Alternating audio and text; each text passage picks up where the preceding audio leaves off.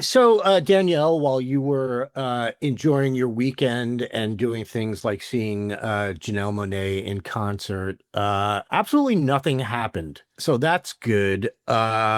Oh, except there was this thing that's kind of still ongoing in Los Angeles where there were some protests that started over ICE. I'll just say kidnapping Hmm. Hmm. migrant workers. And things quickly spun out of control, not from the protesters, but from ICE agents and other law enforcement bodies, which apparently now includes the National Guard, which Donald Trump has federalized. And things are getting ugly, and the authoritarianism is absolutely coming from inside the White House.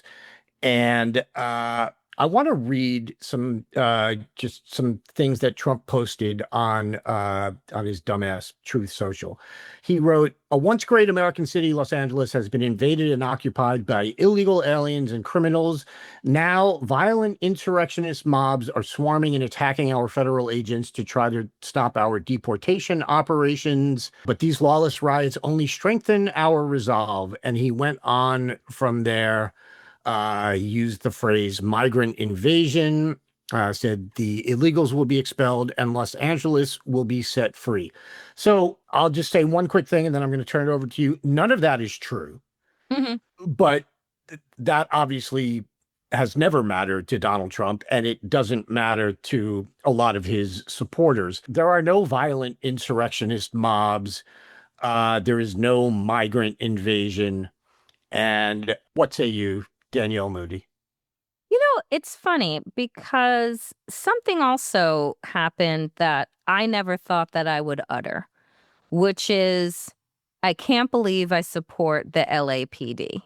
The LAPD over the weekend, as Donald Trump was lying about insurrectionists coming into LA and lying about the unlawfulness that was happening at the hands of these insurrectionists and the rioting that was happening, is that the LAPD, Los Angeles Police Department, released a press release in which they stated unequivocally that all of the protests that were happening were peaceful protests and that there was no need at all for the Trump administration to unleash the National Guard.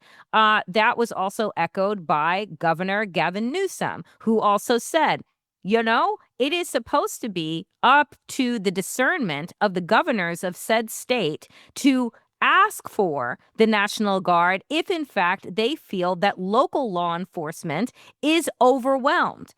Gavin Newsom never asked for the National Guard's support because guess what? The LAPD was doing their job, and frankly, so were the people. We still have a right in these United States to organize, to assemble, and to protest against an authoritarian regime and a government that we believe does not represent us, whether or not Donald Trump agrees with that or not. And so he is trying, I think, to distract us from the failings of this administration by trying to conjure up violence and escalate violence in this country so that he can institute martial law and, live out his authoritarian and dictatorship dreams. Because you know what else was rolling in to this country while LA was protesting against ICE becoming the Gestapo and kidnapping people in the streets? Oh, our taxpayer dollars were helping Donald Trump roll in tanks into Washington, D.C. for the celebration of his fucking birthday as if he's Kim Jong-un. It Yeah. is outrageous. And, I appreciate the LAPD and Gavin Newsom, who I have very, very big bones to pick with these days, for actually calling out this administration and saying that they are lying and saying that what they are doing is unnecessary and that they are causing more harm than good. I just want to say, you noted that we still have the right in this country to assemble, to protest. I want to point out that we have an annoying habit on this podcast of being outdated by events by the time between the time we record and the time the episode comes out. I hope this is not one of those times because that's all I think about now is you're like, well, yes, of course we still have those rights. And then, a half hour after we finish recording, Donald Trump signs executive order saying no more than 3 people can be in a room at the same time, So hopefully that won't be the case. But there's a couple of things going on here. And one is the use of the word insurrectionist is not accidental in the same way that calling this an invasion, calling immigration an invasion has never been an accident, over the amount of time that Donald Trump has been using it, which has been a long time, because these words, first of all, they obviously conjure up awful dark images of, again, what Donald Trump wants people to believe is going on, that there is this invasion coming across the border and setting our cities on fire and protesting against the United States of America. So none of those words are accidental for that reason, but also in terms of what Trump wants to do, which is he's already rolled out the National Guard.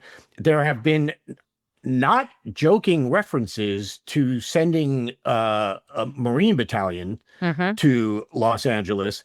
And by using the word invasion and by using the word insurrection, Donald Trump is trying to lay the groundwork to be able to, in his mind, at least legally do this.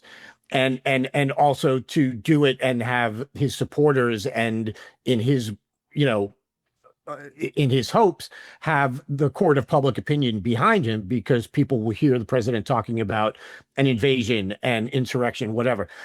It is, and look, you could never sleep again if you just wanted to spend your entire day talking about the hypocrisy.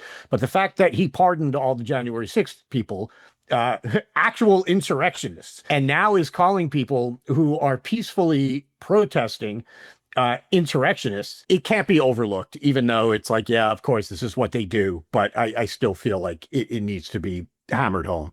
Language matters, right? Yeah. Language matters, and it's one of the greatest tools of fascism, is to distort, is to distract, and is to make us question everything that we see and everything that we hear, right? And so what Donald Trump and what this regime is doing is using language that then loses its meaning.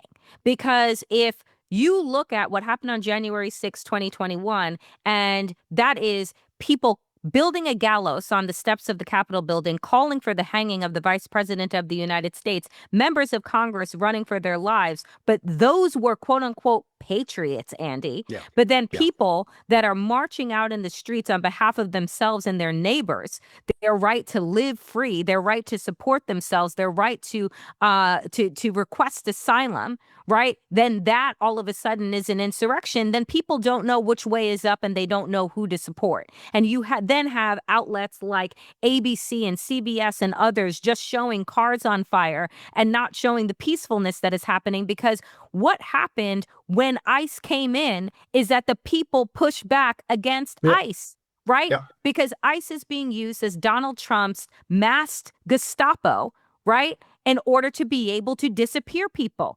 They pick them off of the streets, and then we have no idea where the fuck those people go. Do they go to El Salvador? Do they go to South Sudan? We have no idea. And so the fact of the matter is, this regime is gearing up for autocracy. They're gearing up for the militarization of this country, and LA is their test case.